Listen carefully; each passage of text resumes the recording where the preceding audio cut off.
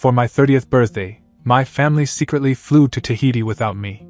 I found out about it on Facebook when I saw a post saying, "A wonderful day for a wonderful family." I wrote, "Why?" My dad replied, "We didn't want to waste our time on a clown." I smiled and replied, "Surprise waiting for you." That same day, I made a decision. 2 weeks later, my sister was screaming, Mom was crying, Dad begged me, "We're family, please." Turning 30 hit me harder than I expected. It wasn't about getting older. It was about realizing that maybe I didn't matter to the people I thought would always be there. I woke up early that morning. Emily was already in the kitchen, trying to flip pancakes without burning them.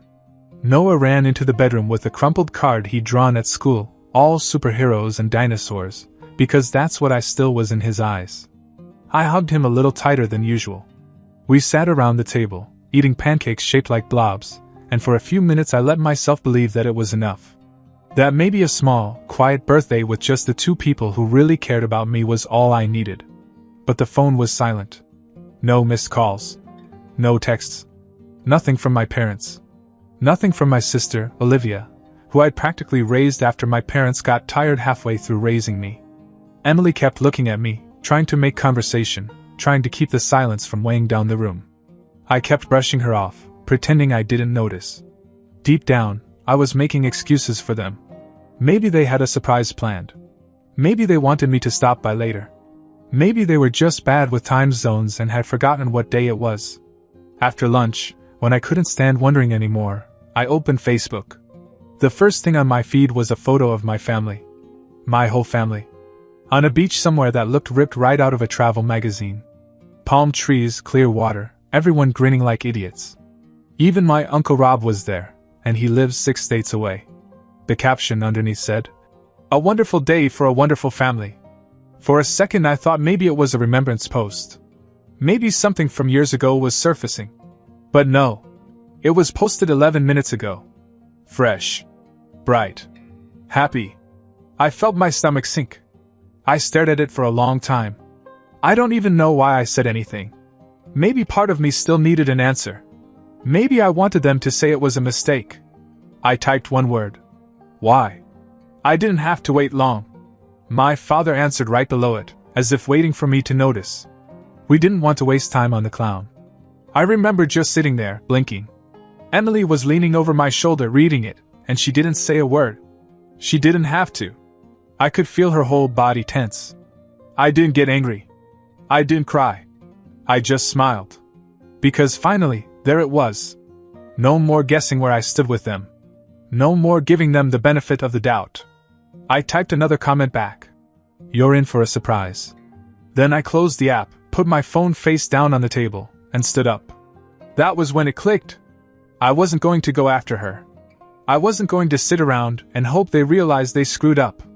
If they thought they could cut me out of their lives like I was nothing, they were about to find out what it felt like when the tables were turned. They had no idea what I had done for them behind the scenes all these years. The rent I paid so Olivia could live near her college. The tuition checks I sent each semester without so much as a thank you. The car repairs I covered for my dad when he forgot to pay his insurance. The credit card bills I paid when my mom maxed them out again and told me it was an emergency. It all added up. Silently. Month after month. Year after year. That morning, standing in my kitchen while my son played with his toys and my wife pretended not to cry in the corner, I decided it was over. 2 weeks. That's all it would take. 2 weeks for the shock to hit them. And when it did, they wouldn't just call me. They'd show up at my door begging. They were going to treat me like a clown. They wanted to find out who was running the show. The first thing I did was call the bank. Then the college. Then the utilities. Every single payment I had made for them, I stopped. Olivia's tuition? Gone. She'd gotten used to me quietly paying the balance each semester so she could concentrate on her studies, instead of getting a part-time job. Well, now she was about to get a crash course in financial reality. The rent on her off-campus apartment? Cancelled. The landlord had my number, not hers. I made sure he knew she was responsible for the full amount, effective immediately. My parents' bills? Same deal. Electric, water, gas, internet, everything. They had no idea the low bills, They bragged about were because I paid most of them every month. I even called the car insurance company to let them know the next payment wasn't coming. Emily was watching me the whole time. She didn't say anything at first. She just made sure that Noah was busy building a Lego fort upstairs, and then came to sit next to me when I finished the last call. "Are you sure you want to do this?" she asked. I looked at her and realized there was no doubt in my mind. "You made it easy for me." There was silence for the next 2 weeks. Dead air from her side of the world. Not a single message, not a single phone call. I saw more posts, pictures of them drinking cocktails, smiling in the sun, pretending the son they abandoned didn't exist. And honestly, for those 2 weeks, I felt lighter than I had in years. But good things never last when you're dealing with people like them. The night they returned, I knew something was wrong before they even pulled into the driveway. Olivia had texted Emily earlier, asking if we could talk. Emily showed me the message, laughed, and deleted it. Around 8 p.m., we heard a knock on the front door. Loud, fast, the kind of knocking that says you owe me. I didn't make it halfway down the stairs before Emily was at the door. She opened it without a smile. My parents were standing there with Olivia behind them, arms crossed, all three of them looking pissed off and sunburned. My mother didn't even say hello. She marched in like she owned the place, Olivia right behind her. My dad hesitated on the porch for a second, then followed when Emily stepped back and crossed her arms. "We need to talk," my mother said. Emily didn't move. "No, you need to listen." My dad began to try to lighten the mood, talking about how they were so surprised to get back to unpaid bills and eviction notices and tuition problems. How they couldn't understand what was happening. How we are family, and family sticks together. Noah started looking down the stairs, confused, so I picked him up and carried him to his room without saying a word. I didn't want him anywhere near what was about to happen. By the time I got back downstairs, the scene had already exploded. Emily wasn't holding back anymore. She tore into them in a way I'd never seen before, laying out every single thing I'd done for them over the years while they treated me like an afterthought. She didn't scream. She wasn't emotional. She was calm. Cold. Sharp. "You bled him dry for years," she said. "And you didn't even think he deserved a birthday call? You're not family. You're parasites." My mother tried to fake a cry. Olivia called Emily a manipulative bitch. My dad tried to play peacemaker, telling me that Emily was poisoning me against my own blood, and that I needed to get control of my household. That was when something inside me completely snapped. I looked at her and realized that I didn't feel guilty. I didn't feel sad. I just felt free. "Get out," I said. They stood there as if they didn't understand the words. I said it again, slower. "Out. Out." Emily didn't move from the door until they were all out. Then she slammed it so hard the windows shook. And as I stood there in the silence that followed, I realized this was only the beginning. The next morning it started. First it was a text message from my dad. Long paragraphs about how much they had sacrificed for me. How raising me wasn't easy. How they didn't deserve to be treated like strangers. Then my mom chimed in with a voicemail, half sobbing, half ranting about how Emily was turning me against them. How my wife was controlling me, and how they were losing their son to some woman. Olivia's messages were shorter. Just pure angry entitlement. "You're ruining my future. You owe me. I can't believe you let that gold digger brainwash you." I didn't answer any of them. Emily and I spent the morning taking Noah to the park. We got ice cream. We played on the swings. For the first time in years, I felt like a real family man, not a bank account in sneakers. But ignoring them didn't mean giving up. Not by a long shot. That night, while Emily was upstairs giving Noah a bath, they showed up again. This time my dad didn't even knock. He just started banging on the door like a cop with a warrant. I opened it a crack to see the three of them standing there, angry and exhausted, like the holiday high had finally worn off. "We need to talk," my dad said, opening the door wider. I didn't step back. "We already did," I said. My mom put on her broken bird act again, wiping at her dry eyes like she could barely hold it together. "We're a family. You're letting her drive a wedge between us." Emily came down the stairs just in time to hear. She didn't say a word. She didn't have to. I leaned against the doorframe and looked at her carefully, as if I were seeing her for the first time. "You know," I said, "it's funny. For years I have paid your bills. Paid for your mistakes. Paid for everything Olivia needed, everything the two of you wanted. And you barely said thank you." They started to speak, but I cut them off. But the second I stop handing out money like an ATM, suddenly I'm brainwashed. Suddenly Emily is the villain. "You didn't lose a son. You lost a wallet." My dad's face fell. He wasn't used to hearing me talk like this. "She makes you think we're the enemy. She's too comfortable, Thomas. She's overstepping. It's not right." Emily laughed under her breath. A short, sharp sound. I turned and looked at my wife, standing there calm and steady, and then back at her. "You think she's the problem? She's the reason I woke up. She's the reason I finally saw you for what you are." My mother started to protest, but I shook my head. "You went to Tahiti without me. You told the world that I was a clown. And you thought I'd just, what? Keep paying? Keep playing the fool?" They had no answer. "You are no longer my responsibility," I said. "None of you are. And you don't get to decide who is family. You've already made that decision." I nodded toward the road. "Go." For a second, it looked like my dad was going to argue, like he was about to launch into one of his legendary guilt trip lectures. But something in my face must have told him it wasn't going to work this time. He turned. Olivia swore under her breath. My mother started to cry real tears this time, but no one cared. Emily shut the door behind them without a word.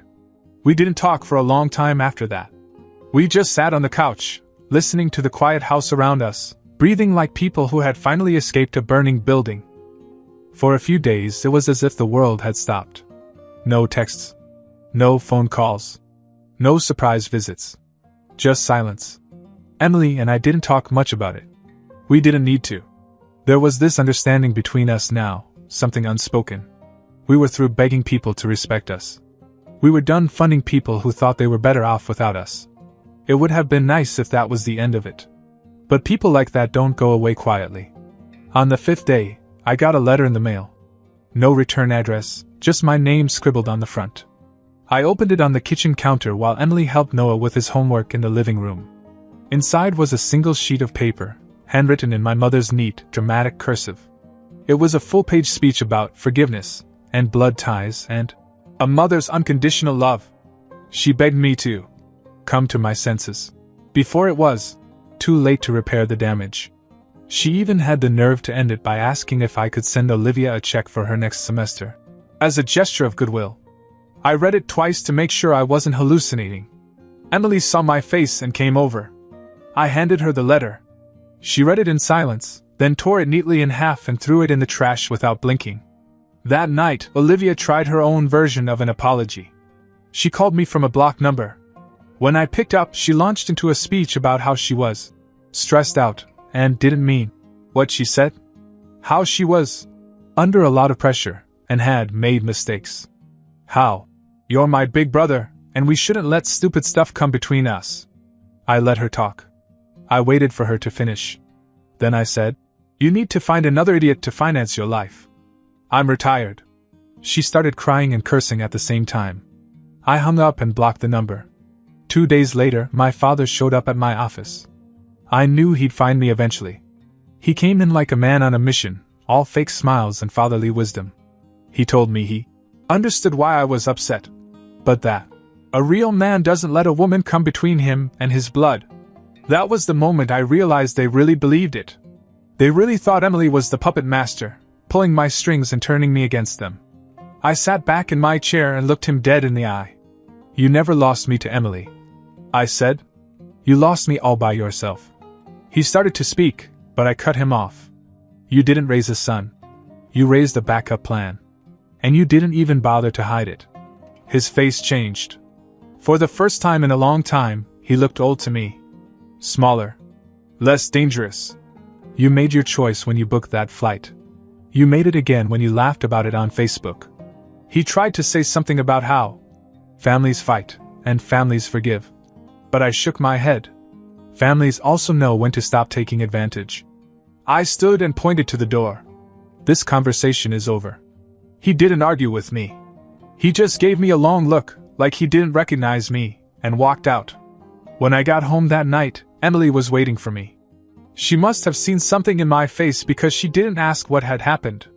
She just took my hand and led me upstairs, where Noah was already asleep. We sat in the dark, listening to the soft breathing of the little boy who had no idea how much lighter our lives had just become. It was strange how quickly peace settled over the house once they were out of my life. For the first time in years, I didn't wake up to a crisis.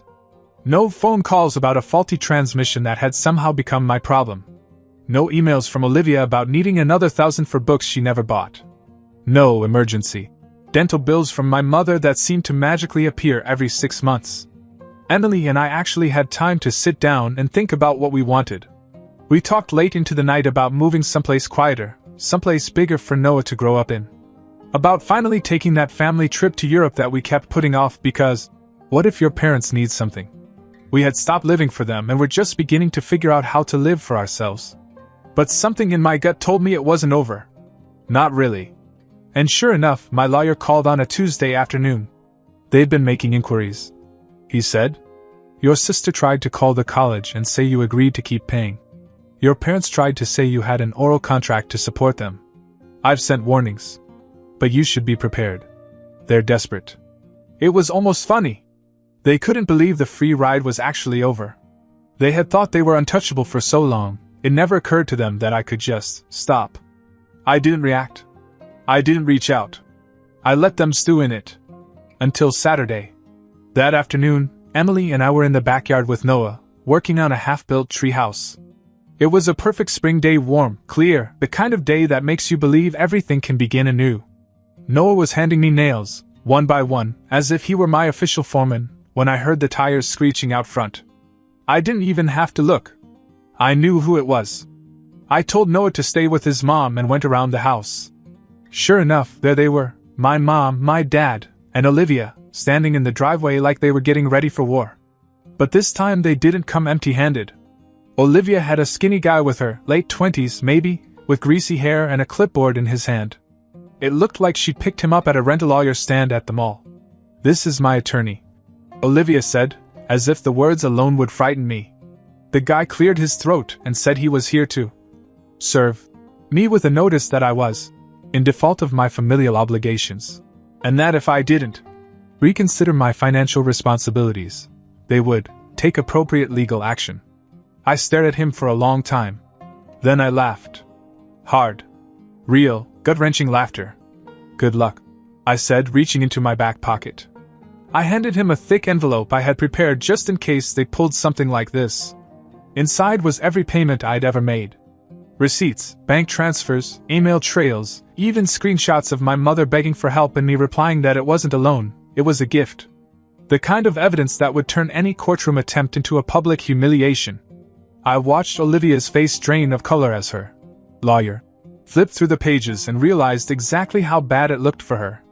My dad tried to intervene, puffing up his chest and talking about how a real man doesn't abandon his family. Emily chose that moment to come around the corner, still holding Noah's hand. She smiled at my dad. A real man knows when to take out the garbage.